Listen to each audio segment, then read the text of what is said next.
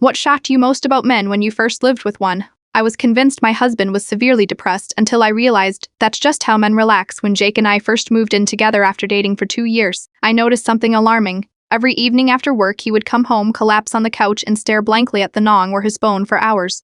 Minimal talking, minimal movement. Sometimes he'd just sit there staring into space. This wasn't the energetic, engaging man I'd been dating. On our dates, he was always attentive, talkative, full of stories and questions about my day. But in our shared apartment, he'd transform into this silent, almost catatonic version of himself.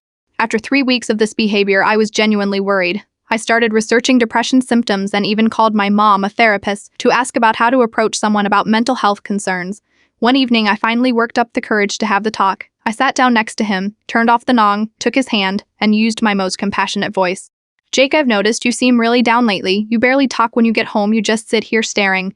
I'm worried about you. Are you depressed? Because if you are, we can get through this together." He looked at me with genuine confusion. "What, I am not depressed at all. But you just sit here every night, not talking, not doing anything?" He laughed. "Fad, that's how I relax. That's how I've always relaxed. But when we were dating, you were always so energetic and engaged." His response was illuminating. "Because we were dating, I was trying to impress you. Do you have any idea how exhausting it is to be on all the time?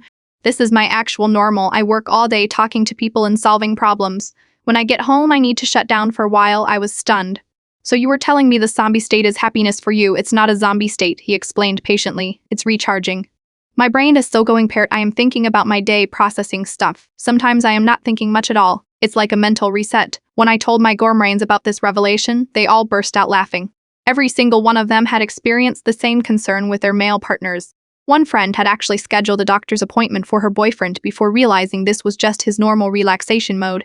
It turns out that what looks like depression to many women is just how a lot of men decompress. Where my female friends and I tend to process our days out loud, talking, venting, analyzing. Jake processes internally in silence.